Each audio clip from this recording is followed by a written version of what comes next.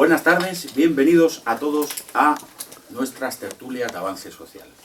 También damos la bienvenida a las personas que nos ven, que no son pocas, ni no son millones, pero bueno, tenemos público en YouTube.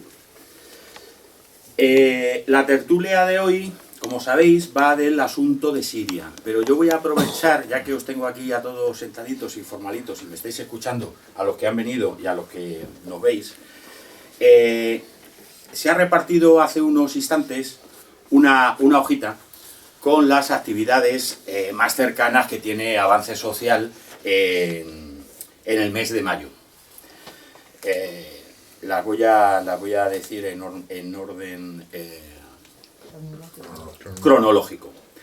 La primera es una tertulia del día 10 de mayo, que es jueves. Normalmente nosotros, como sabéis, en nuestro día de tertulia o de conferencia son los martes, pero también lo habéis recibido por correo electrónico, los que reciben nuestras actividades. Los martes hasta el día 8 de mayo estamos impartiendo un curso que está dedicado más que nada a las personas jóvenes de la asociación, un taller de iniciativas empresariales. Y se cuadró con los asistentes que el mejor día que a ellos les venía bien eran los martes. Por eso, estos dos días, la tertulia de hoy y la tertulia siguiente, va a ser un jueves. El taller está teniendo una buena acogida y bueno, se clausurará el día 8. Pues como decía, la tertulia para el día 10 tiene por título La monarquía como régimen político. Vamos a tratar de la monarquía en general. El ponente va a ser una persona que está aquí con nosotros, que es Rafael Masieu, ¿está bien dicho? Sí. Y como sabéis, en Avance Social, este curso hemos querido captar que se hicieran presentes en nuestra asociación gente joven, mujeres, y bueno, poco a poco lo estamos consiguiendo. Y Avance Social quiere ser también, pues bueno, que la juventud que está con nosotros y participa, pues que tenga aquí un altavoz, un instrumento para que ellos sea uno más, que un ponente más en una conferencia. Habéis estado este curso, además, yo creo que lo habéis visto, ha estado aquí Tomás Bor, ha estado David Zaracil, ahora va a estar Rafael.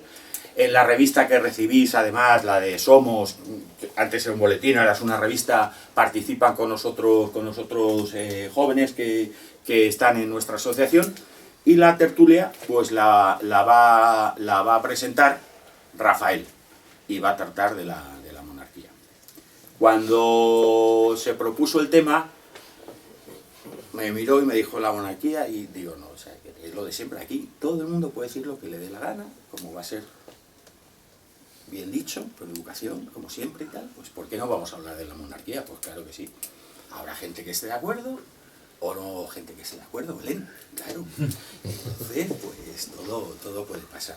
Pero lo importante es hablar de todo y que hablemos de, porque si vamos a hablar siempre de lo que, pues si yo vamos a hablar siempre somos del Madrid, pues vamos a hablar solo del Real Madrid, vamos a hablar del Barcelona, pues es un rollo. Entonces, yo creo que es importante el intercambiar.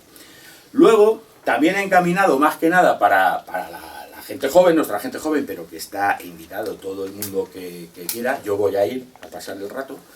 El sábado 12 de mayo hay una charla, exhibición y entrenamiento sobre el boxeo. Nosotros tenemos buenos amigos en la asociación. En concreto, José Valenciano es entrenador nacional de boxeo y va a ser la persona que va a impartir esa charla sobre el noble arte del boxeo. En este caso, la actividad se trasladará a su gimnasio, que está especializado, es un gimnasio que imparte de todo, arte marcial, gimnasia sueca, italiana, rusa, como se llama, como no hago, y también preparan a boxeadores. Va a ser muy interesante porque es una persona que lleva toda la vida en ello, aparte un buen amigo, es un buen profesional, y nos va a hablar pues de esos tabúes que existen y demás. Nos va a explicar que el boxeo pues es como decimos, un noble arte, ¿no? Encaminada, como os he dicho, a la participación de juventud. El que quiera puede ir con su ropa deportiva, se va a hacer unos calentamientos, se va a hacer un tal, y luego habrá una exhibición en el ring que tienen.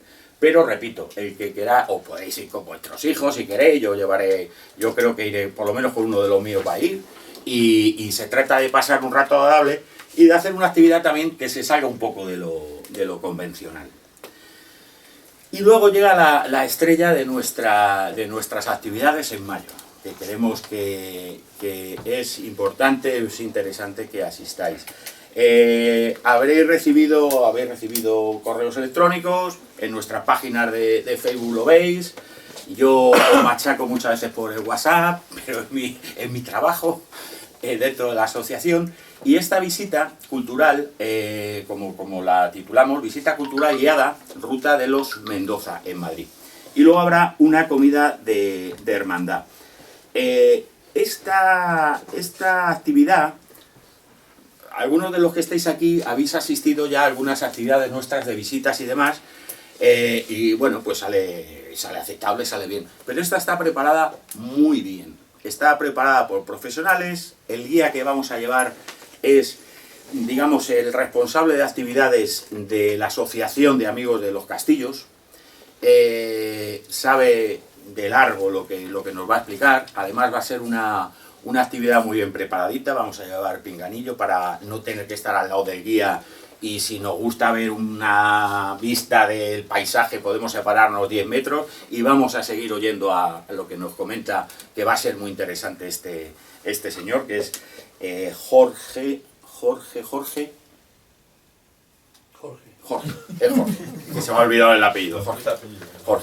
Y como habéis visto, pues es el Castillo de la Alameda, la Atalaya Aventurada, la Necrópolis Medieval, el Castillo de Buitrago, y acabaremos en Manzanares el Real.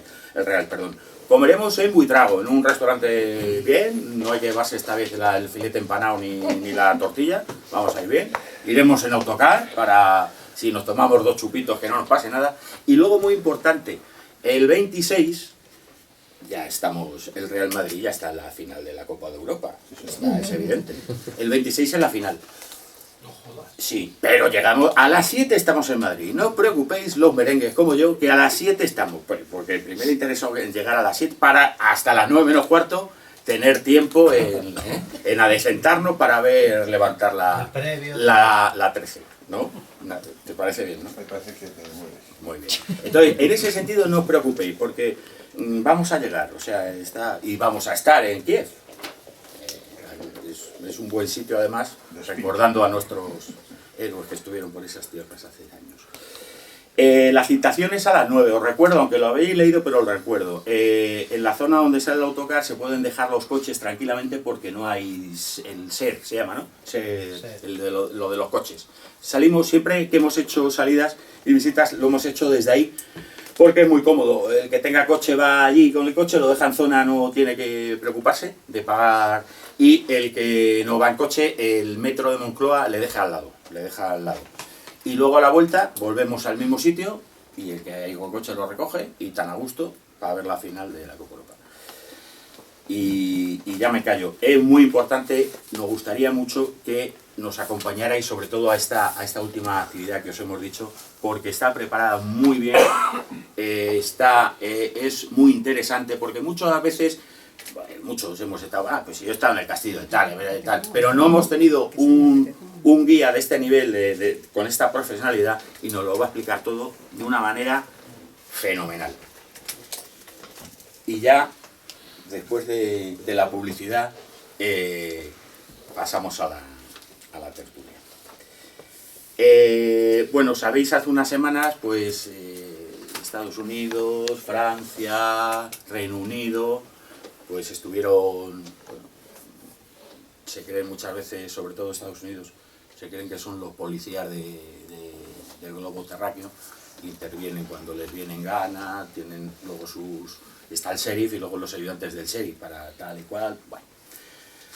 Y vamos a tratar ese asunto porque aunque ha pasado unas semanas, pero bueno, todavía eso es un tema que todavía no está definitivamente acabado, ni mucho menos.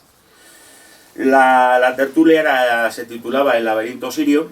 Nos hacíamos, como siempre, varias preguntas. ¿Qué intereses se enfrentan? ¿Cómo nos afecta? Y si es fiable la información que recibimos. Para hablarnos de todo esto, va a presentar esta interesante tertulia nuestro amigo Carlos Paz. Carlos Paz Nace en Madrid en el año 1972. Es autor de diversos libros de relatos y de ensayos. Y luego tiene dos dedicados en concreto a Siria. Uno es Siria, entrevistas para comprender un conflicto, y el otro es Siria, la guerra interminable. El primero ha traído Carlos ejemplares por si alguno queréis adquirirlo. Son 15 euritos y él luego lo va a firmar con todo el cariño del mundo.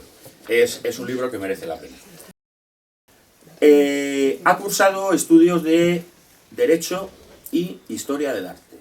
Es un viajero incansable. Hoy viene de... Otra vez se me olvidó. ¿De dónde viene? Hoy viene del Líbano. Hoy viene del Líbano. Viene con el jet lag ese famoso. No, Está bien, está bien. Hay una hora. Hay una hora. Entonces, como digo, es un viajero incansable y es, como yo, lo que pasa que no es... Él será más experto que yo, le gusta la tauromaquia, que ahora son cosas que hay que tener cuidado con decirlas, pues le gustan los toros. Queda feo. Muy bien. Le gustan los toros, el vino y las mujeres, ¿no? Sí, hasta ahí todo correcto. Pues entonces es uno dinoi, ¿no? ¿Cómo se dice? Uno de ahí. Bien. Aparte de esto, ha desarrollado una larga labor de voluntariado social en diversos organismos. En la actualidad representa en España al Frente Europeo de Solidaridad con Siria, lo que le ha llevado a viajar, lo repito con asiduidad, ¿no? A este país y a otros del Oriente Próximo. Y se ha entrevistado con muchas de las máximas autoridades de la vida religiosa, cultural, económica, política y militar de estos países.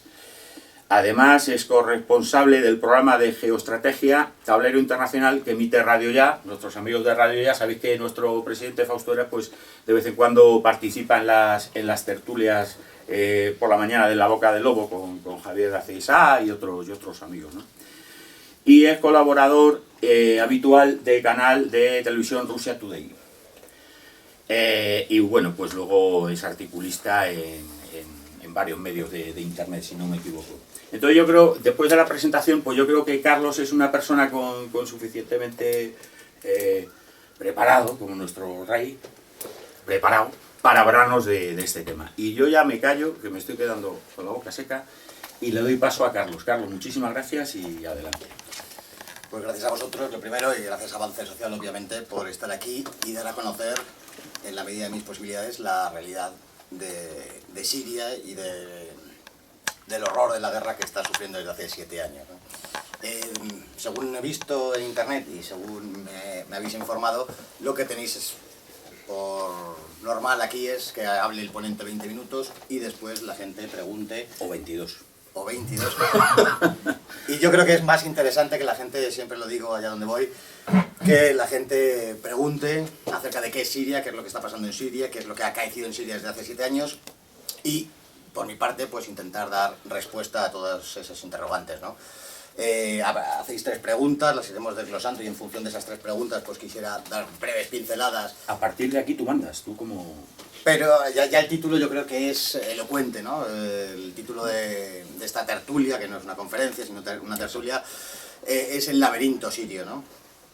¿Por qué es un laberinto? Pues básicamente porque los medios de comunicación, utilizando la simplificación, la desinformación, la exageración, han hecho que sea un laberinto. Gente que incluso tiene interés por conocer la verdadera realidad de Siria y de la guerra, no se aclara precisamente porque estos medios de comunicación, principalmente la televisión, pero no solo, ni mucho menos, la televisión, han estado desinformando sistemáticamente. La prueba de que es un laberinto es eso, ¿no? Que 7 años después la gente pues no sabe. Intentaremos en esta tertulia, y como así siempre hago allá donde voy, pues utilizar como Ariadna con el hilo, pues ir dejando un camino y que el laberinto dejase de ser tal cosa y quedase claro y diáfano la situación de Siria. La primera pregunta que os planteáis en esta tertulia es ¿qué intereses se enfrentan, no? Bueno, pues habrá que saber que la guerra de Siria son varias guerras superpuestas. De ahí también que colabore este hecho a que sea un laberinto, ¿no? Hay una guerra bastante clara desde el principio, que es el origen y génesis de todo este conflicto. Una guerra que desde la formación de Siria, desde el año 46, la Siria moderna tal y que es la Siria que conocemos, existe y aquí no nos llega, ¿no? Que es la guerra que existe entre Siria, el Estado, que ha configurado el partido Baas, que es un partido aconfesional, que no laico, un partido panarabista, socialista, nacional, con la hermandad musulmana, que quiere imponer a sangre y fuego que Siria sea un país confesional, cosa que no es, e imponer la Sharia. Este sería el primero, ¿no? Porque habría que aclarar, indudablemente, que Siria no es un país islámico, que siempre lo digo, porque es así, sino que es un país multiconfesional y en muchísimos de sus aspectos, muchísimos de la sociedad tal y como se estructura, es un país interconfesional. La prueba de ello podría ser entrar en cualquier templo, tanto musulmán o cristiano, y ver a gentes de diferentes religiones y confesiones orando indistintamente, o que el calendario en Siria se observan las festividades cristianas y musulmanas. Luego, no es un país islámico, que es lo que la hermandad musulmana quiere imponer. Habría de fondo otra guerra subterránea entre Israel y el eje de resistencia. Hay un eje de resistencia, habría que saber que existe un eje de resistencia entre Irán, Irak ahora, la propia Siria y Hezbollah en el Líbano, que tienen como finalidad, no reconocen por supuesto al Estado de Israel, creen que Israel es el origen de todos los males de la zona desde el año 48, año en el que se constituye el Estado de Israel, y luchan activamente por la desaparición de este Estado, ¿no? Pues Israel, de muchísimas maneras diferentes, solamente este tema podríamos estar horas, intenta destruir este eje de resistencia. El eslabón de esa cadena del eje de resistencia más débil era Siria, y no dudaron en aprovechar, como veremos luego, si siquiera someramente, romper la cadena en el eslabón de Siria, como decía. Habría otra guerra de fondo, por supuesto, que es la guerra entre Arabia, los defensores de los intereses de Arabia Saudí, del wahabismo, del salafismo, e Irán. En este aspecto sí habría una lucha religiosa entre los defensores de los intereses saudíes e Irán, ¿no? Y utilizan en parte Siria como tablero donde jugar esa partida. Estas serían las guerras que existen de fondo, ¿no?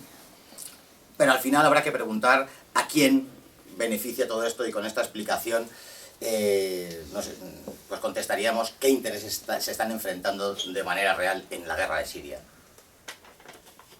Pues bien, de entrada, Arabia Saudí, indudablemente, que es difusora de un mensaje islámico wahabita, que pretende por todos los medios destruir las sociedades que de su ámbito cultural no comulguen con su visión del mundo, ¿no?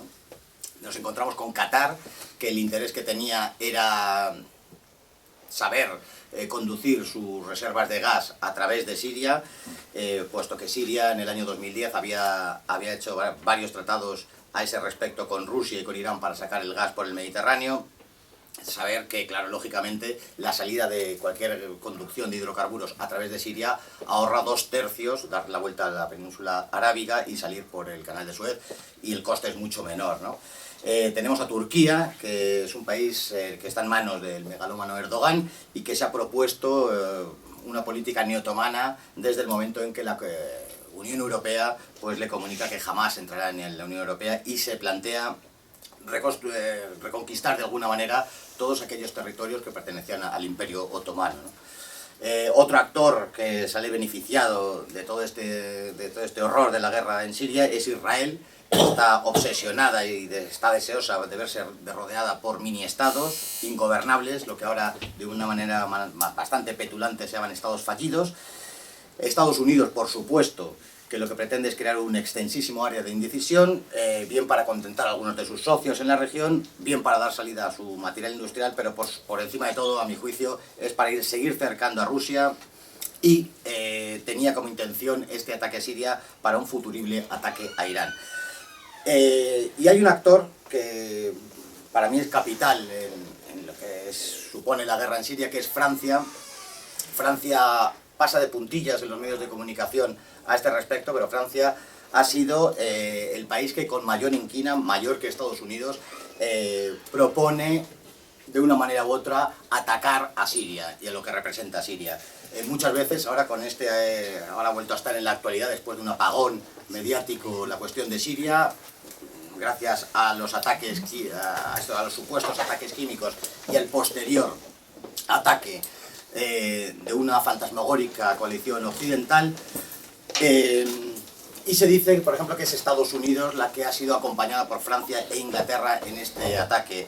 Yo no lo creo, sino que creo todo lo contrario, que ha sido Francia la que ha instigado a Estados Unidos, que por razones obvias es quien tiene la potestad física, material de realizar ese ataque, para bombardear Siria.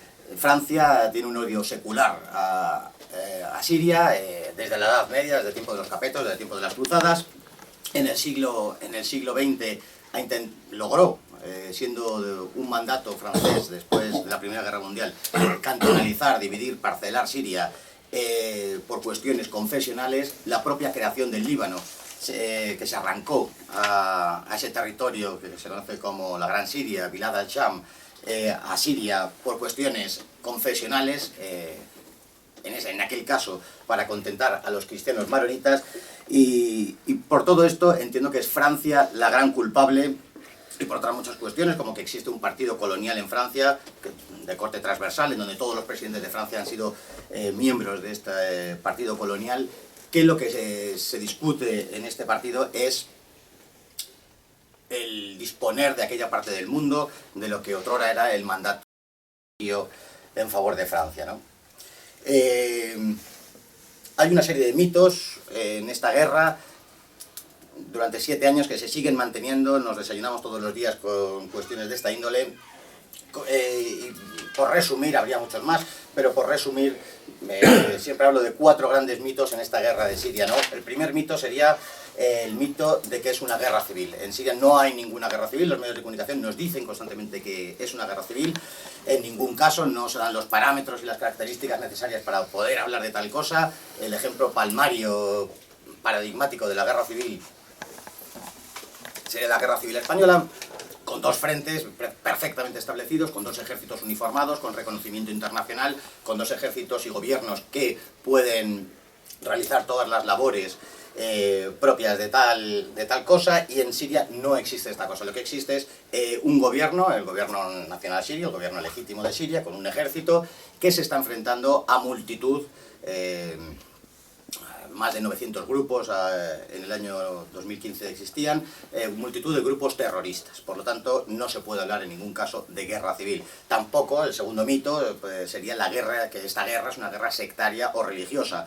En ningún caso. Por supuesto, los medios de comunicación nos hablan de que en Siria el gobierno o el poder lo detenta una minoría, como puede ser la que forman una categoría religiosa, que no es otra cosa que los alawíes, porque no son chiíes, que siempre nos lo meten en el saco los medios de comunicación. Esto no es verdad. No existe una guerra religiosa, puesto que el 67% de la población en Siria es suní, y de haberse dado ese caso, pues hubiera durado bastante poco, ¿no? Otro mito es que sea esta guerra producto de un control o la lucha por la conducción de los hidrocarburos. Los hidrocarburos en Siria no tienen una importancia, como muchas veces los medios de comunicación nos quieren dar a entender. Sí tiene unos recursos suficientes como para autoconsumo, pero no suficientes como para establecer una guerra como pudiese haberse dado en Irak o en otros países. Y el cuarto mito, que inciden constantemente en los medios de comunicación, es que el régimen en Siria es un régimen familiar o unipersonal, llegó el caso, ¿no?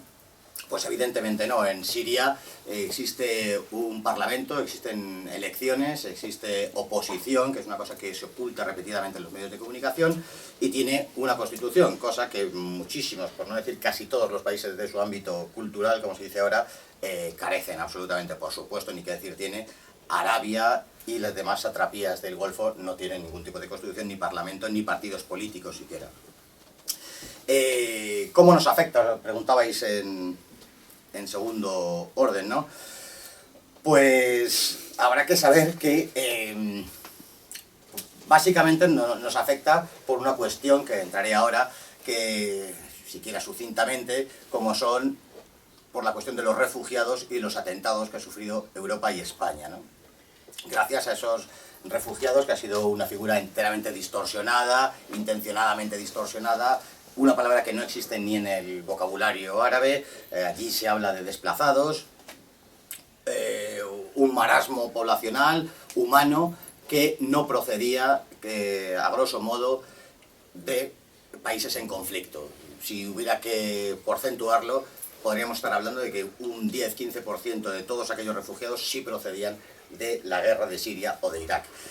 Pero que gracias a este aluvión humano, conocido como el de los refugiados, se ha facilitado la posibilidad de los atentados en Europa. Siquiera sería un tema mucho más complejo, puesto que grandísima parte de esos atentados no ha demanado por ese hecho, sino que ya son gente de segunda y tercera generación que estaban en Europa. Pero indudablemente afecta, y nos afecta en primer orden, ¿no? Nos afecta por el papel de España que ha llevado a cabo en estos 7 años. Un papel enteramente nefasto, un papel que ni la Unión Europea nos ha pedido representar y que se traduce, por ejemplo, en que España, ahora llegando ya a la hora de la reconstrucción en Siria, no va a poder beneficiarse, siquiera a título personal, alguna persona sí, pero España no va a poder beneficiarse de la reconstrucción. Y un segundo aspecto, que no lo he visto reflejado nunca, ha sido el destrozo de la buenísima imagen que España, por razones históricas, obvias, tenía en Siria. Habrá que saber, en este punto, decir que la guerra en Siria, lo que se está dilucidando, no es, como se intenta enfocar muchas veces, en que tal o cual presidente pues siga siéndolo o no, ¿no? Para mí, por delante de esto, y por lo que nos tenía que importar también, es que esta guerra supone la apuesta definitiva del mundialismo por controlar esa parte del mundo, con el fin, como decía en la introducción, de ir aislando a Rusia, como lleva haciendo el atlantismo, el mundialismo, desde la caída del muro. No hay más que ver un mapa y vemos cómo la OTAN se ha extendido, porque lo tenía, las propias bases del Tratado del Atlántico Norte lo tenían prohibido, pero se ha extendido hasta las mismas fronteras de Rusia, ¿no? Y desde el Báltico hasta el Océano Pacífico está rodeada de bases norteamericanas, ¿no? Esto en sí no nos podría no importarnos, pero lo que sí se está dilucidando con esta guerra, y sí nos debería importar porque nos va a afectar y en gran medida, es que esta guerra ha servido como el final del mundo unipolar que existía, comandado por Estados Unidos por supuesto, que existía desde la caída del muro, desde el año 89. Se dilucida también la derrota o no del yihadismo, eso nos afecta en primerísimo orden. Uno de los aspectos por los cuales Rusia ha entrado en esta guerra es precisamente para luchar contra el yihadismo, ha comprendido, cosa que España no, y por eso aquí hay atentados y allí no. Entre otras cosas, ha entendido que la lucha allí contra el terrorismo yihadista le previene de futuros ataques en casa. Por supuesto, se dilucida también en esta guerra un desequilibrio de poder entre Israel y Siria, un equilibrio que existía hasta 2011 militarmente, pero lo que se dilucida sobre todo es la existencia de Siria tal y como la hemos conocido desde 1946, puesto que la multiconfesionalidad, de Siria es lo que caracteriza a Siria. Y si esta guerra la ganan los enemigos de Siria, los que atacan a Siria y dejan en bandeja a esa hermandad musulmana de la que empezaba hablando al comienzo, Siria dejará de ser un país aconfesional, multiconfesional, interconfesional en muchos aspectos, y será otra cosa. Por lo tanto, ya no podríamos estar hablando de Siria, ¿no? El tercer punto que tratabais, que me dijisteis que pudiera hablar, es si es fiable la información que recibimos, ¿no? Bueno, evidentemente no, no tiene... Podría decir que no y ahorrarme toda la perorata posterior, pero los medios de comunicación, como os decía, que utilizan sistemáticamente la simplificación, la exageración, la desinformación. Han utilizado consciente o inconscientemente, en muchos casos conscientemente, lo que en el ámbito periodístico se conoce como propaganda negra. Han servido y hay que decirlo así, porque no ha sido de otra manera, han servido en favor de los intereses de la agenda internacional del terrorismo. Aún hoy siguen trabajando en ese sentido. Habrá que saber que la prensa de todo el mundo, desde los años 80, optó por un corporativismo, un modelo empresarial impuesto por el magnate Rupert Murdoch, por el cual supone la muerte del periodismo de entrada, y el periodista está supeditado a los intereses de esa corporación. Y eso, estando en el Líbano y aquí en Madrid, hablando con representantes de tal o cual medio de primerísimo orden, nos han confesado que les cambian las editoriales y que no pueden escribir en libertad, al fin y al cabo, escribir lo que ellos creen al respecto, ¿no? Decir, por ejemplo, que el periódico El País tiene el 10% de su capital, está 9 y pico por ciento, prácticamente el 10 está en manos de Qatar, ¿no? Entonces nos podemos hacer una idea de los mismos que tienen Al Jazeera. Nos podemos hacer una idea de la presión que supone eso para un periódico de tirada nacional, generalista, el más vendido después del Marca, como El País, ¿no? Se ha formado a periodistas. Me consta que desde el año 2009 se han formado a periodistas ingleses, norteamericanos, canadienses, para, antes de que comenzara el conflicto, para que enseñarles cómo se ha de informar y crear esos clichés y esas imágenes intencionadas que se pretenden lanzar desde los medios de comunicación. Los medios de comunicación en España y en toda Europa, en todo Occidente,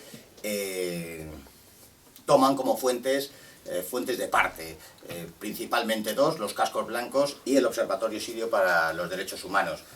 Los cascos blancos que siguen siendo reconocidos a título oficial en España, por supuesto en Estados Unidos se les concedió un Oscar al mejor documental, y siguen siendo fuente de información para los periódicos que intentan pasar por objetivos. Con respecto al Observatorio Sirio para los Derechos Humanos, pues hace mucho se sabe que es un señor que se llama Osama Suleimán, aunque se hace llamar de otra manera, y también se hizo llamar de otra manera anteriormente, que vive en Inglaterra, vive a las afueras de Londres, entre Londres y Coventry, y atiende, es parte de ese conglomerado y de esa red de intereses terroristas de la hermandad musulmana. Y estas son las dos fuentes principales que los medios de comunicación occidentales se hacen eco. Con estas fuentes, pues entenderemos que las noticias que nos llegan, pues fiables no, están distorsionadas e interesadamente distorsionadas, ¿no? Hay una serie de medios alternativos, yo no sé quién, evidentemente, para decir qué se puede leer, qué no se puede leer, qué hay que hacer caso, pero desde luego lo que hay que hacer es contrastar, como en cualquier caso, contrastar la noticia. Y medios que podemos entrar todos, como El Espía Digital, o periódicos como más o menos indudablemente marginales, como Despierta Info, pero que por lo menos no son de parte, en medios rusos, como por ejemplo te digo Sputnik, que también se podría decir que no son neutrales, puesto que Rusia, los medios rusos, los medios iraníes, pues responden también a los intereses de otro tipo de agenda, ¿no? Pero si contrastásemos esta información nos daríamos cuenta que las mentiras que intencionadamente, a veces no intencionadamente, pero en un 80% intencionadamente, se nos lanza, pues se podrían contrarrestar y podríamos ver cómo al fin y al cabo están mintiendo. Esto se ve claro hoy mismo, habiendo venido de Oriente Próximo. Felizmente, como nosotros vivimos en Madrid, vivimos en un país occidental, quizá uno de los más con mayor acento de miserabilidad con respecto al mundialismo y de seguidismo mundialista, pues no nos damos cuenta que gran parte del mundo no es así. Por supuesto en el Líbano, que es de donde vengo hoy mismo, no se atiende a estos medios, hay una libertad mediática muchísimo mayor, y pues tenemos la esperanza de que medio mundo se resiste a morir, porque al final de lo que estamos hablando no es de, como decía, quitar o poner a un presidente, sino de que medio mundo, parafraseando a un célebre político español, medio mundo se resiste a morir. Y esta guerra va a servir para poder hacer frente al mundo unipolar norteamericano y crear otra cosa, crear un mundo multipolar que nos podrá gustar menos o nos podrá gustar más quien lo comande, pero al fin y al cabo será un mundo menos peligroso en el que estamos sumidos. Y a partir de aquí yo creo que podréis preguntar, y si logro responder y esclarecer vuestras preguntas. Seguro que sí. Gracias, Carlos, por tu magnífica presentación. Y ahora pues ya sabéis, yo creo que la mayoría que estamos aquí sois veteranos, pero ya sabéis la manera.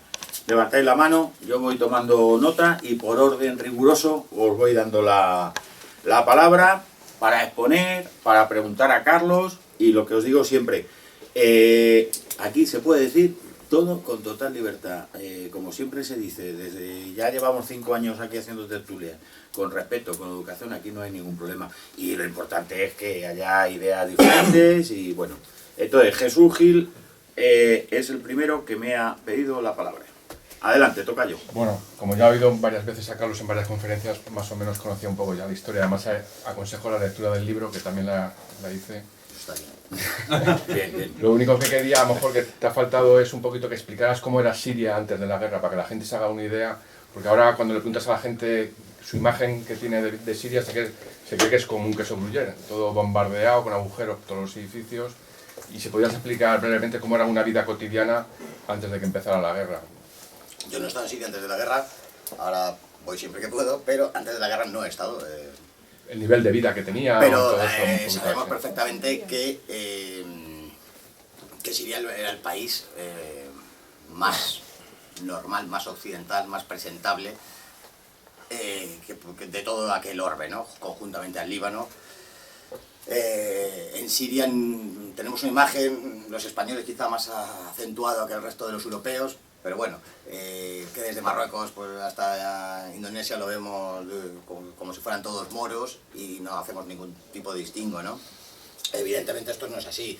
Siria es el país en donde nace el cristianismo. Siria es el único país en el que se produce un fenómeno como el Partido Baas. En ningún país del orbe de Oriente Próximo existe un país que distinga entre política y religión, que es lo que hace el Partido Baas básicamente. Esto nos refleja que existe una mentalidad plenamente occidental y era un país plenamente, y lo sigue siendo en la parte gubernamental, un país plenamente homologable, ¿no? El consumo de alcohol es libre, no hay ningún tipo de código de vestimenta, cosa que en algunos países y en algunas circunstancias en Occidente sí. La mujer, por supuesto, goza de todo tipo de derechos, está en la universidad, la anterior presidente del Parlamento era una mujer. Esto nos puede dar una idea, a grosso modo, de cómo es, ¿no? ¿Por qué se apuesta? ¿Por qué apuesta Occidente en favor de la hermandad musulmana y no en favor de un señor que va con chaqueta y corbata, como es el señor Bashar al-Assad, y apuesta por unos señores que van con babucha y chilaba? Pues básicamente lo veo por una cuestión. La hermandad musulmana es profundamente liberal en lo económico.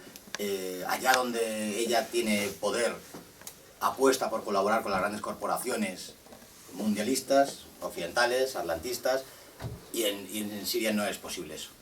Siria no es miembro del Fondo Monetario Internacional, Siria no, la banca es nacional, en Siria, por lo tanto, los recursos naturales no es posible que venga una corporación extranjera y les meta mano. Por todo ello es incómodo y por eso se apuesta por la hermandad musulmana. Pero respondiendo a tu pregunta, que me ha ido un poquito por los cerros, es que Siria antes de la guerra era un país, y cualquiera que haya ido, yo no estuve antes de la guerra, pero habla maravillas de Siria, que era un país, por supuesto, seguro, un país precioso, eso tampoco hace falta ir para allá, pero un país plenamente homologable en el que tú no te sientes extranjero, porque puedes irte a tomar una cerveza y hablar hacer lo que tú haces en tu pueblo en Lugo, exactamente lo mismo, con lo cual, y solo se puede hacer eso en Siria y en el Líbano, en ningún país más, de esa forma. Nacho Larrea. Gracias. Hola, Carlos, buenas tardes. Bueno, suscribo todo lo que has dicho, pero yo me voy a centrar más, para ir más al grano, de lo que está pasando ahora, ¿no? Y lo que está pasando ahora, estoy de acuerdo en que nos incumbe y mucho a España, entre otras cosas porque saca nuestras vergüenzas, ¿no? Y entonces, pues aparecemos una vez más como el chico los recaos de policía, el gran policía internacional, ¿no? Pero no solo el chico los recaos, y me gustaría que dijeras también, ayer en el programa que ha sido toda una vez, que presento yo, estuvimos hablando de Siria, y salió que España está vendiendo armas a tutti-pren. Nacho, ¿cuál es tu programa? No sé. Ya lo he dicho. La hora del café en Radio Ya, ¿no? Sí. Pues ya está. Hay que escuchar a Nacho Larrea. De Siria hemos hablado varias veces, como sabes, ¿no? Entonces, estamos vendiendo armas. Estamos vendiendo armas incluso sin el control o sin la autorización de la Comunidad Europea. Se está vendiendo a tochibots, eso por un lado. En el tema, hay dos cosas que me gustaría preguntarte. Una, en relación con los ataques o atentados de la Policía Internacional con Francia y Reino Unido, la disculpa ha sido que había habido ataques químicos en algunas poblaciones de Siria. Es una pregunta retórica. ¿Cómo puede haber ataques químicos cuando el gobierno está controlando más del 75% del país hoy?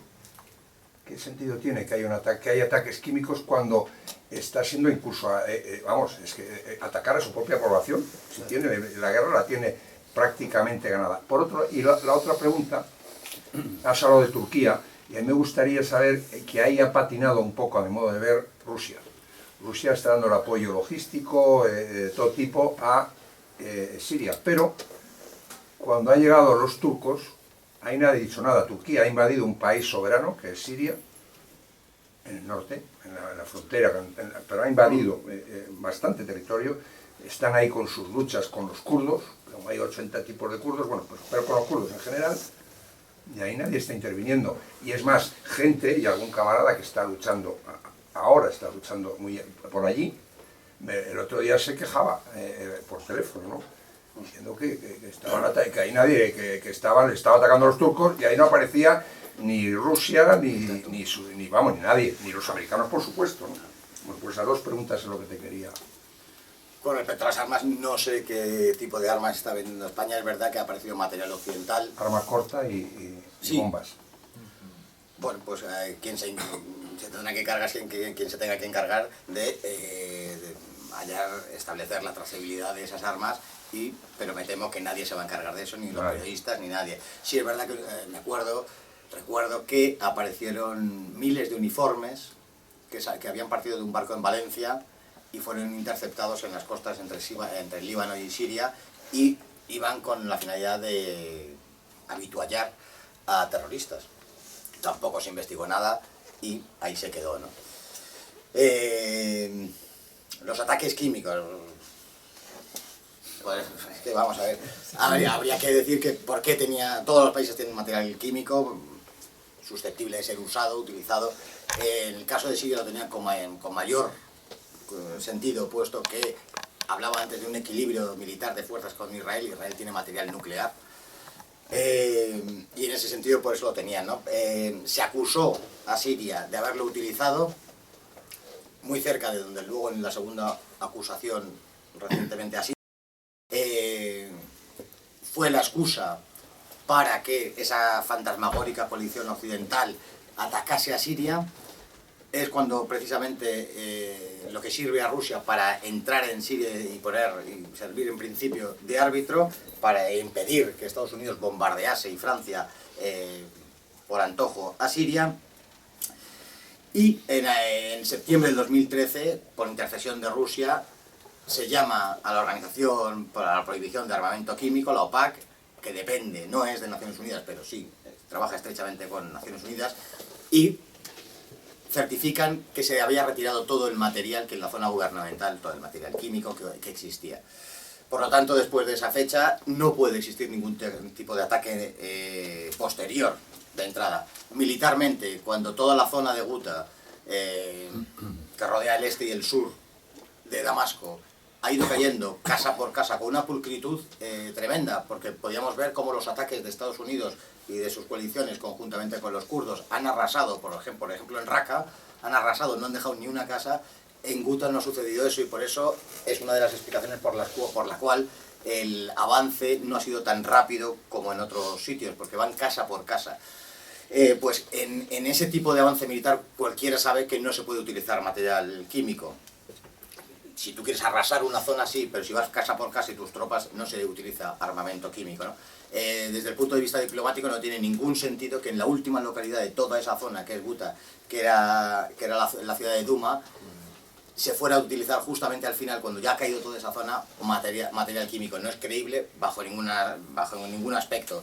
Saber que de utilizar ese material químico toda la comunidad internacional se te va a poner en contra. No tiene absolutamente ningún sentido. Rusia lo único que ha pedido es que se investigue, y en ello están, porque Francia, con Estados Unidos e Inglaterra detrás, ya habían juzgado y ya habían condenado a Siria. Esto es una violación de la diplomacia y del sentido del derecho internacional. No tienen ni pies ni cabeza, y que espero, pues igual que si hay España u otros países alimentan de armas a los terroristas, este ataque tenga unas responsabilidades políticas y penales, porque ha sido un saltarse a la torera toda la legalidad internacional. De Turquía, yo creo que Turquía está en Siria de alguna manera haciendo la vista gorda a Siria. Turquía está en Afrin y en el norte para encargarse de su problema personal, que son los kurdos. Esa persona de la que hablabas, que es comandante de la YPG, claro, tienen como gran horror a Turquía, ¿no? Puesto que en Turquía está prohibido hasta la palabra kurdo y Kurdistán decirla. Simplemente han cometido varios genocidios a los kurdos y ese es el problema que tienen en casa. La mayor parte, 2/3 de ese futurible Kurdistán se encontraría en Turquía. Turquía no va, después de haber intentado destrozar a Siria, lo que no quiere bajo ningún concepto es no haber logrado sus fines en Siria y encima que se haya incrementado el problema kurdo. Yo creo que de alguna manera han entrado y Siria lo está dejando. Lo está dejando. Me preguntabas de Rusia. Yo creo que Rusia ha sido, la actitud de Rusia ha sido una pulcritud absoluta. Estuvo durante un largo periodo de observador. A raíz de los ataques químicos se ve impelida a intervenir, a poner un mínimo de sensatez, e indudablemente Rusia defiende sus derechos. Y como decía antes, sus derechos y sus beneficios en la zona. Es en Siria, en la ciudad de Tartus, la única base naval que tiene fuera de territorio exsoviético. Sabe que luchando allí, como decía antes, va a prevenir los ataques y, por supuesto, que además de todas las relaciones de amistad que han existido secularmente entre Siria y Rusia, pues sabe que cayendo Siria, toda esa zona dejaría de tener ningún tipo de influencia a Rusia. Juntando todos esos intereses es lo que le mueve a Rusia para intervenir en la guerra de Siria. Nacho, José Ramón Mariscal. Sí, yo creo que en todos estos protagonistas de una zona tan complicada y tan compleja, con tantos intereses contrapuestos y todas esas serie de cuestiones, falta un protagonista que es China. China tenía unos grandes planteamientos económicos con el corredor que es la Ruta de la Plata.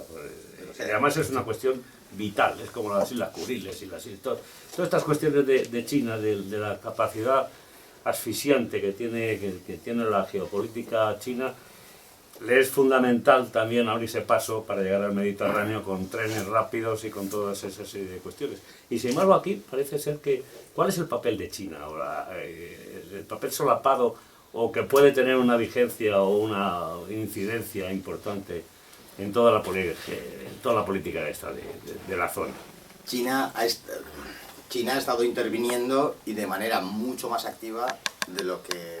Una de las características de la política de China es pasar desapercibida. Ha estado apoyando con cuestiones tecnológicas. Hay quien me ha dicho que llegó a haber soldados en el cerco de Deir ez-Zor. No lo sé. Que me lo dijo gente importante de Siria. No un señor que presenta ahí, lógicamente. Pero lo que sí me consta es que ha estado posibilitando con cuestiones técnicas, por ejemplo, de satélites. Ha estado facilitando a Siria el uso de satélites chinos. E indudablemente los chinos no hacen nada porque sí ni por altruismo. Yo creo que lo que has comentado, la ruta de la seda, esa nueva ruta de la seda, que ya empezó a funcionar, por vía de tren, ¿no? Gracias a los trenes, ya hay trenes que están atravesando el Asia Central de China para acá y de acá para China. Siria sería la salida natural a toda esa ruta de la seda. Tanto en cuanto existe una guerra económica de China con Estados Unidos ya abierta desde hace mucho tiempo, ya no es una cuestión opinable, sino que Trump ha dado el pistoletazo de salida de esa guerra económica en el Pacífico, el océano, en donde el eje económico dejó de ser el Atlántico hace mucho y lo es el Pacífico, y en esas está China y Estados Unidos, para contrarrestar en parte los efectos de la guerra económica con Estados Unidos, es defender a Siria por medio de esa tecnología, pasar desapercibida, que no sea muy vistosa su actuación, pero defender a Siria y que se mantenga Siria tal y como existe, porque le beneficia a China en esa ruta de la seda. Juan Villanueva. Sí. Con respecto a la tema de la intervención rusa en este asunto de Siria, me vas a permitir que haga algún pequeño comentario. la perspectiva que se tiene, desde luego, desde la prensa española, porque no tenemos otra, no tenemos la oportunidad de viajar. Y respeto lo que tú dices, pero yo te expongo lo que es la visión de un lector de periódico, que es, hay un grupo que pretende derrocar la dictadura siria, que es la dictadura familiar siria. Este grupo está apoyado por Estados Unidos y no es el Estado Islámico. El Estado Islámico interviene por otra parte y entonces ahí se ponen de acuerdo entre americanos, rusos, tal, los bombardean, los retrocede el Estado Islámico prácticamente hasta echarlos de sí. Entonces solo queda esta facción de partisanos sirios que intentan derrocar, apoyados lógicamente por Estados Unidos, por Inglaterra, por el Reino Unido y por Francia también. ¿Y qué es lo que ocurre? Lo que ocurre es que Rusia interviene militarmente de una forma muy seria y es cuando el frente empieza a retroceder y entonces Assad pues, empieza a ver la luz al final del túnel y cree que va a ganar la guerra. En esta posición es como estamos ahora. Y entonces en todo esto no estará por medio la posición de Israel. Siria ha sido un enemigo acérrimo de toda la vida del Estado de Israel. Si desaparece el dictador sirio, ¿no se queda Israel más tranquila? Una. Dos. Más preguntas. Si Rusia finalmente se hace con la situación a través lógicamente del Estado actual sirio, Israel no queda en una posición su seguridad muy deteriorada o muy amenazada. Y eso ya sin entrar en lo de Turquía, que eso ya sí que es de panota. Bueno, indudablemente la entrada de Rusia en el conflicto es uno de los grandes hitos. Para mí hay dos: una es la entrada de Rusia y la otra es la caída de la periferia de Alepo, que no Alepo, aquí nos venían que los terroristas tenían Alepo, jamás tuvieron Alepo, tenían unos barrios en el este.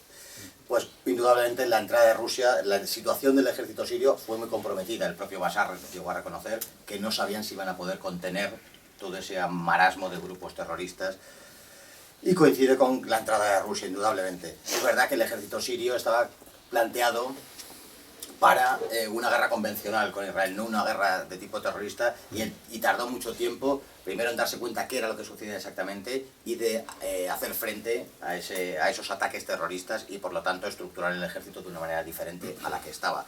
El Estado Islámico es una creación de Estados Unidos, pero esto lo confiesa Donald Trump acusando a Hillary Clinton, y Hillary Clinton lo confiesa oralmente y por escrito. Los únicos que han terminado con el Estado Islámico no han sido Estados Unidos, sino que han sido los amigos de Siria, Irán, Hezbollah y Rusia. Y por mi parte no me parece descabellado. La directora de un periódico me dijo que eso no lo podía publicar, pero yo propongo el Premio Nobel de la Paz a Hezbollah, a Irán y a Rusia, porque han terminado con el mayor grupo terrorista de la historia. Si se lo dieron a Obama, que atacó 40 y tantos países, yo creo que a Hezbollah se lo podían dar con muchísimo más mérito, por ejemplo. Israel, pregunta, Israel, te he dicho que yo no creo que fuera la que urdiese todo aquello, ¿no? Pero Israel ha tenido una actividad, una participación activa en el conflicto. ¿Cómo? Bombardeando cuando ha querido. Hace una semana ha bombardeado el aeropuerto de Damasco, que tiene vuelos comerciales. Netanyahu ha visitado a terroristas. Una de las poquísimas y pequeñas bolsas que quedan fuera del norte de Idlib es la que está en Daraa, muy cerquita de los Altos del Golán y la frontera con Israel. De hecho, Israel tiene acceso a esa pequeña provincia, la más pequeña de toda Siria, en donde desde el 2011 hay una bolsa terrorista. Están arrinconados y será el último que se limpie, lógicamente. Pues ahí cruzaban los terroristas la frontera de Israel y eran visitados por Netanyahu. Él se hacía las fotos y lo publicaron medios israelíes. No es ningún secreto. Si perjudicase a Israel, evidentemente sí. Israel lo que quiere, y así lo he dicho, es verse rodeado de mini-estados. Si Francia lograse cantonalizar sectario religiosamente la zona, como ya lo hizo en el pasado, Israel estaría encantado. Una minisería sería inviable y sería esa horterada que se llama Estados fallidos. y serían pequeñas mini-Sirias confesionales que desde fuera se seguiría instigando a que luchasen entre ellos, que ahí se cocieran en su salsa 40 o 50 años, fuera una guerra interminable, ¿no?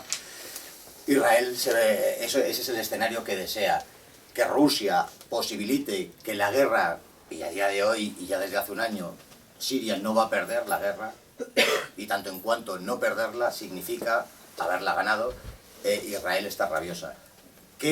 ¿Por qué esos ataques químicos?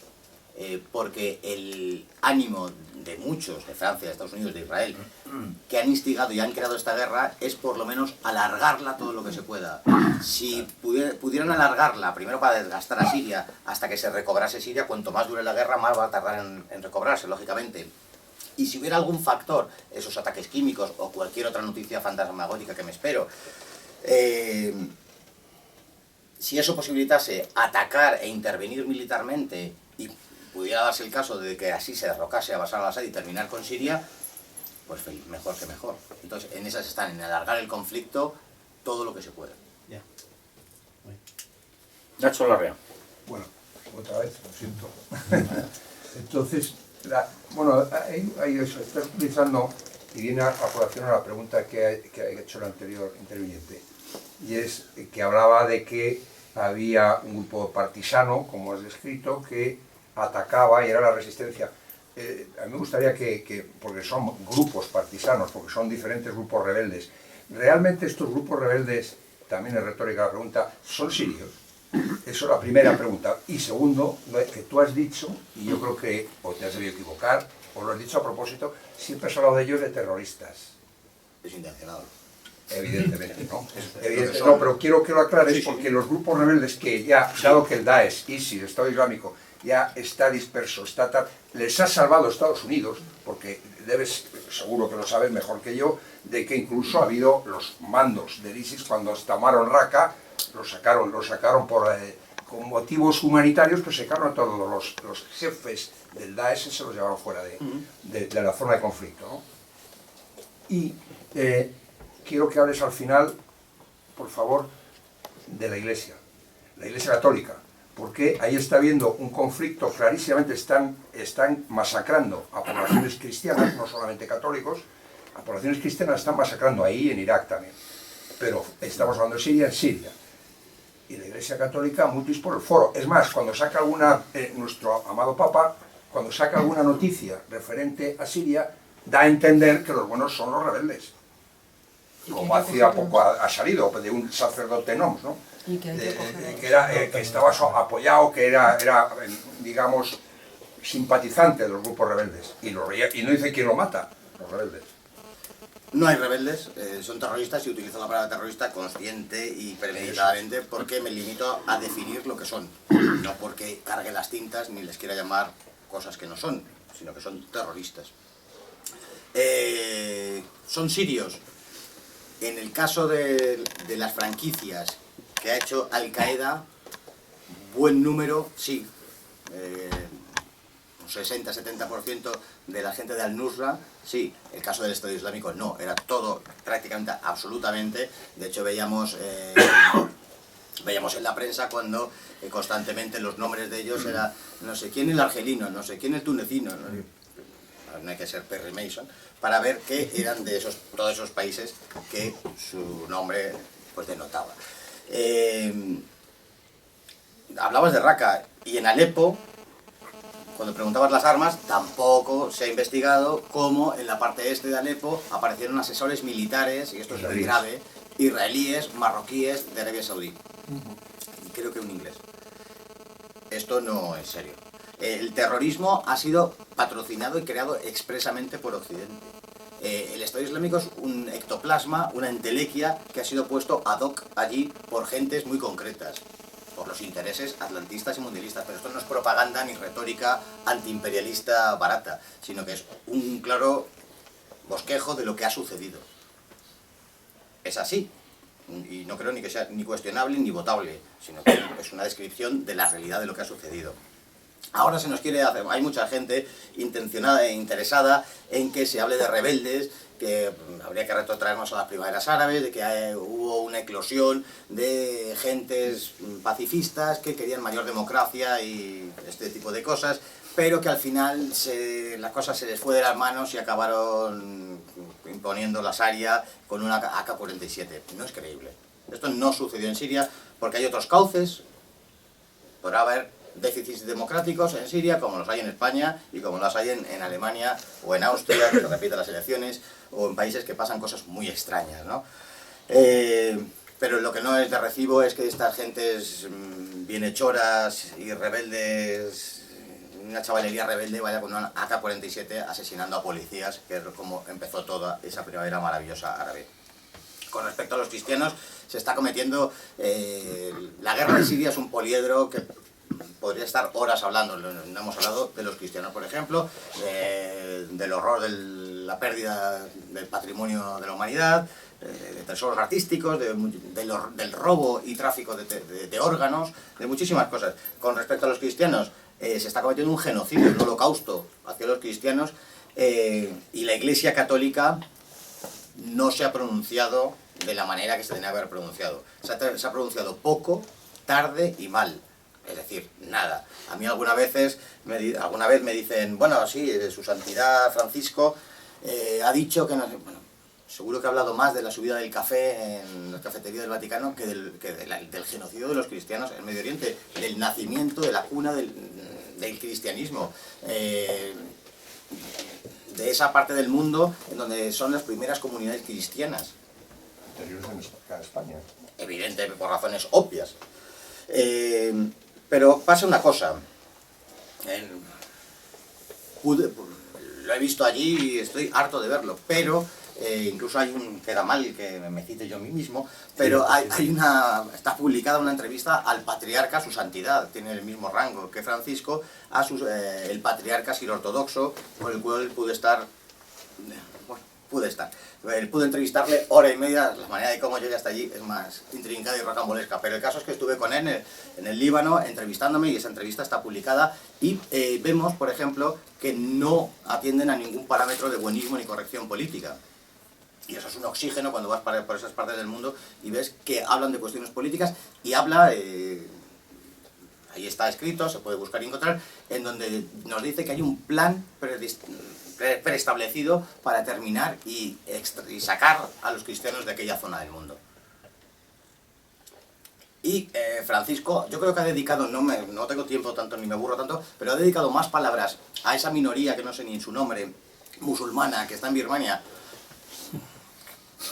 que en fin, su trascendencia cultural y humana pues es bastante menor que la de los cristianos. Estamos hablando que los santos padres de la Iglesia, con toda la profundidad doctrinal y filosófica que tienen, eran de esa parte del mundo, y creo que esa minoría religiosa musulmana en Birmania, pues, en fin, bueno, es una cuestión al fin y al cabo musulmana que se debería importar a los musulmanes, no a nosotros. Pues se han dedicado más horas de televisión o declaraciones de gente importante a esa minoría que a los cristianos de Oriente. Y en ese grupo meto a la Iglesia Católica, y en ese grupo meto al Papa Francisco, que no voy a entrar en más materias y otras cuestiones, pero en este punto en concreto creo que ha dejado de desear bastante su actitud, y todo lo que podría haber dicho y hecho no lo ha hecho. Entonces es una lástima, pues insisto, que se está cometiendo un intencionado genocidio. Se está cometiendo un genocidio, pero además, y por boca de los... Es tan sencillo como preguntar a los religiosos de allí, no solamente al patriarca, religiosos que están trabajando en Irak, en Siria, en el propio Líbano, y te cuentan y saben, porque no atienden a la corrección política, lo que está sucediendo, que se está asesinando y desplazando, y hay una intencionalidad de Europa por extraer a los cristianos de esa parte del mundo. Cuando se les llama, cuando hablo con ellos y les pregunto, ¿pero queréis iros de allí? Y no quieren irse de allí. ¿Qué hace un cristiano de Siria en Toronto con la policía montada del Canadá? Es que es absurdo, y ni van a poderse adaptar a ese mundo enteramente ajeno, porque la sociedad siria es enteramente distinta a la canadiense, afortunadamente, y se les desnaturaliza. Lo que quieren es estar allí y que se les proteja, no irse. Bashar al-Assad dijo muy acertadamente que los cristianos no son aves de paso. Los cristianos son de allí. Y allí tienen que seguir, y allí tienen que, de donde pertenecen, tienen que quedarse donde pertenecen, que es el Medio Oriente. Porque además, fuera de todo el crimen que supondría que siguiera este genocidio contra los cristianos, es que tendría unas consecuencias fatales para Extremo Oriente. Los cristianos allí son un elemento de arbitrio, balsámico, donde muchas veces terceros confían en determinadas figuras cristianas. Gracias a los cristianos y a determinados sacerdotes de cierto relieve se están llevando a cabo procesos de reconciliación, por ejemplo. O sea, extraer el elemento cristiano, además de un crimen y una barbaridad, es que tendría unas consecuencias funestas para Oriente Medio. Mariano Redondo. Casi todas las preguntas que te iba a hacer ya se han debatido, se han comentado, pero queda un tema que no sé, tengo aquí yo muchas dudas. Yo tengo mi pequeña opinión. Es la mano negra que ha servido para que lo del gas, para luego la intervención posterior, ¿no? O sea, la excusa que han necesitado para intervenir los americanos, los ingleses y los franceses, pero eso necesitaban una excusa, ¿no? Claro. Y la excusa ha sido, ¿qué opinas tú? Tú tendrás algunos indicios, si vas por allí, conoces la opinión que tú tienes. ¿De los ataques? No, sí, de la mano negra que ha sido la que ha hecho lo del... Los ataques han sido creados ad hoc para demonizar al régimen, para muchos motivos, pero sobre todo para justificar la intervención militar. Está claro, sí, pero bueno... La mano negra. La mano negra que ha sido la que... Pues todos esos países que te he relatado. ¿Qué me ha relatado? Los servicios de inteligencia de todos esos países, ¿no? Incluido el pequeño estado vecino... Quien da la voz de alarma son los cascos blancos, el observatorio sirio. Si el observatorio sirio es de la hermandad musulmana y los cascos blancos fueron creados por los servicios de inteligencia británicos y holandeses, pues ahí está la mano negra. Está claro. Era, precisamente, Sí. Yo iba por ahí. Iba por lo que tú me has dicho. Gracias. Juan Villanueva. Sí, hay una pequeña cosa que quería... es verdad que el Vaticano no está haciendo probablemente una política acertada o una comunicación acertada con respecto ni a la guerra de Siria ni a tantas otras cosas. Pero bueno, eso es el Vaticano. Pero es verdad que la Iglesia Católica sí está haciendo bastante por el tema de los cristianos en Siria. Es decir, se ha denunciado el genocidio, como tú lo llamas genocidio, de los cristianos en Siria. Ha habido peticiones masivas de ayuda económica para parar ese genocidio. Y el otro día escuché en la radio a un cristiano, es que no puedo recordar ahora mismo de qué exactamente, no era católico, pero era, no sé si era ortodoxo, o no sé lo que era. Pero bueno, este hombre hablaba y decía, es que lo que queremos es que se termine la guerra. Si nosotros no queremos, si nosotros no deseamos que vengan y nos invadan y ya a partir de aquí hacemos una cosa, no, que se acabe la guerra y que nos dejen como estábamos, que es que como estábamos bien. Y eso son los cristianos. Y esa idea está calando en mucha parte de la Iglesia. De modo que no, os pido que no confundir Iglesia con Vaticano, porque a veces no es exactamente... Pues totalmente de acuerdo, pero esto da un chiste fácil y malo, y es que Hacienda somos todos también. Sí. Ya, pero cuando hablamos de la Iglesia, hablamos de la jerarquía de la Iglesia, lógicamente. Me consta, por ejemplo, que hay católicos que están en Siria, bueno, pues la gente de el Verbo Encarnado,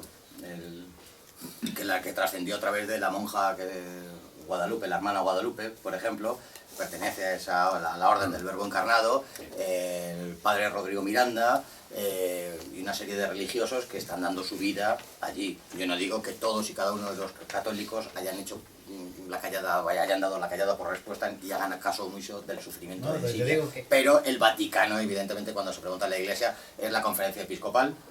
La Iglesia es el Vaticano y es la jerarquía eclesiástica.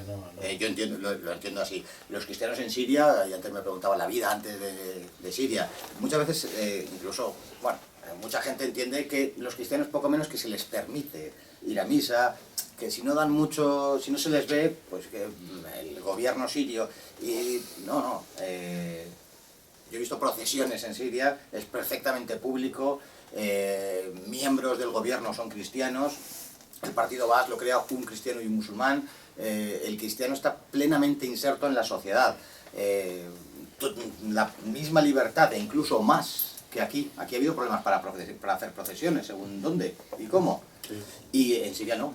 El cristianismo tiene total libertad para hacer profesión de fe. La libertad religiosa existe en Siria, existía antes de la guerra y existe en la zona gubernamental, cosa que en muchos lados de Occidente, en Francia por ejemplo, que es un país laico, es mucho más difícil hacer una profesión de fe que en Siria, que es un país aconfesional, no laico, y entonces eso se permite con total libertad.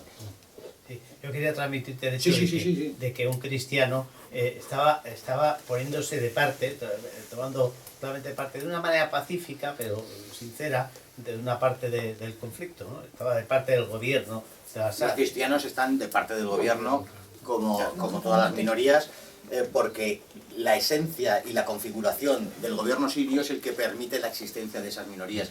Y muchísima gente con doy fe, con plena libertad, sin bajar el volumen de voz, hablando distendidamente por la noche después de una cena, diciendo que no le gusta Bashar al-Assad, pero que vota a Bashar al-Assad porque es el garante de su propia existencia. Claro. Y esta es la realidad. ¿Alguna pregunta más? Nuño, ¿no dices nada? No, yo que estoy pensando que la obsesión americana de Siria es desde después de la Segunda Guerra Mundial. Intervenciones de la CIA en Siria ha habido desde el 49 y la CIA se formó en el 47, creo recordar. Y es que por muchas razones, como las que he estado exponiendo, Siria es una necesidad para la geopolítica estadounidense. Tanto en el nivel geopolítico, hablando en términos ideológicos, como a nivel energético, como a nivel militar. Me ha gustado mucho la exposición por eso. Lo único que no hay únicamente que reducir el conflicto a la guerra actual. Esto se puede hacer una lectura en el tiempo de los intentos de derrocar a Siria independientemente de su gobierno desde el 48 por lo menos.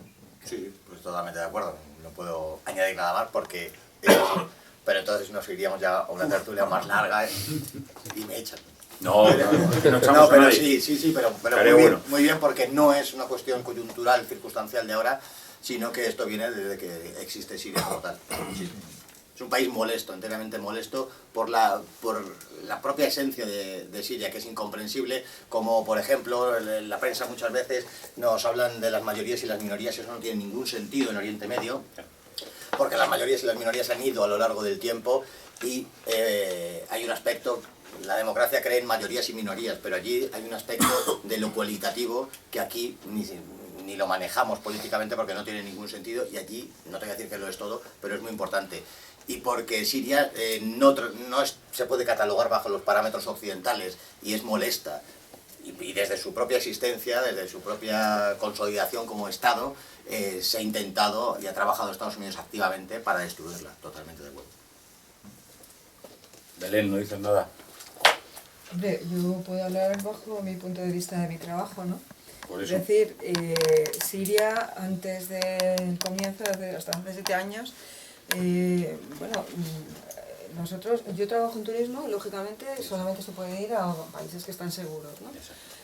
Lo normal era que los clientes cuando venían, estoy hablando siempre desde un punto de vista del señor que llega solo a ver una semanita a Siria, las infraestructuras eran perfectas, o sea, no había ningún problema ni por carreteras ni por nada, o sea, a nivel de estructuras, pues eso, de restauración, de hostelería, además, era prácticamente la que mejor hostelería tenía en toda esa zona.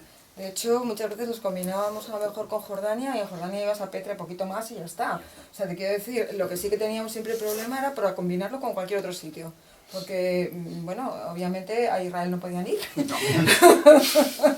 como es lógico, pero llevan muchísimos años prohibiendo a que alguien tenga un sello de Siria para ir a Israel, con lo cual, obviamente, no, claro. Y al revés tampoco. Y al revés tampoco, por eso te digo. Y la verdad es que era un destino que veíamos continuamente, efectivamente, veíamos. Bueno, pero ahí, claro, como no podían ir a misa, sí podían ir a misa, y además sin ningún problema en absoluto, y la gente venía encantada de Siria, por lo tanto, previamente a esta guerra, obviamente, era un destino absolutamente normal, ¿no? Me acuerdo hablar contigo Sí. Claro. Encallado una vez. Sí, sí. Sí, es que es así. Es absolutamente normal. Yo me quedé con las ganas, sencillamente porque, bueno, pues no había un grupito cuando yo tenía tiempo de vacaciones y la verdad es que me daba un poquillo así ir sola o con mi madre, ¿no? Y la verdad es que me quedé con las ganas porque obviamente todo el mundo, bueno, Carac de los caballeros, castillos de hecho medievales, de la época de las cruzadas, o sea, toda esa zona. Obviamente Damasco ha sido históricamente de siempre una ciudad importantísima, igual que Alepo, y la verdad es que, bueno, era un destino que antes de la guerra se vendía sin ningún problema y la gente venía encantada y no tenía ninguna pega allí, en absoluto. Y de hecho, mucha mejor infraestructura, por cierto, que Jordania. Y muchos restos también arqueológicos romanos, Lo que, sí, Palmira, hombre, y, Palmira y, bueno, ya digo, era a nivel cultural y luego fantástico, a nivel persa, a nivel de todo, o sea, universidades y de todo, absolutamente de todo. En España hay muchos médicos sirios, Sí, sí, sí, llevan sí. aquí ya... Absolutamente El nivel recomendable. cultural de la gente de allí, Altísimo. hablan 2 o 3 idiomas con total Por facilidad, supuesto. tienen estudios universitarios, la gente joven con Completamente. mucho más, y mayor, que no es muy difícil tampoco, mayor formación que los Sí, españoles. Ya digo, El listón se lo ha un puesto país bajo. absolutamente recomendable en todos los aspectos. ¿Hacen másteres allí o no? El universo más. Puede ser. Bueno, pues ¿hay alguna pregunta más, alguna exposición más? Pues yo te pediría que dieras tu última pincelada de lo que crees que puede pasar Como rapel, como rapel, pero más guapo, ¿no? tampoco es difícil. Por eso. Que nos des tu opinión, tú que estás yendo y viniendo, tú que lo palpas, tú que lo vives, que te sinceres un poquito. Si eso decimos a Fernando que corte la grabación. No. Llevo manteniendo que la guerra, ha salido un libro, aprovecho para hacer publicidad de un libro que acaba de salir, que su título es Siria. Es un libro, pero el que hay que comprar es este. Hoy sí, hoy toca este, pero acaba de salir un libro. que es Mañana otro. Siria, la guerra interminable, ¿no? Sí. Y con un Sí, por supuesto. el coordinador del libro, pues mantiene que va a ser una guerra interminable. No, yo creo que tiene fecha de caducidad. Ya la guerra la ha ganado Siria, tanto en cuanto no la ha perdido. Solo queda realmente en el norte, al sur de Damasco, queda un Cuando barrio. dices que ha ganado la ha ganado Siria, ¿te refieres a este señor que lo ponen de Al malo monstruoso? malísimo, a Bashar al-Assad.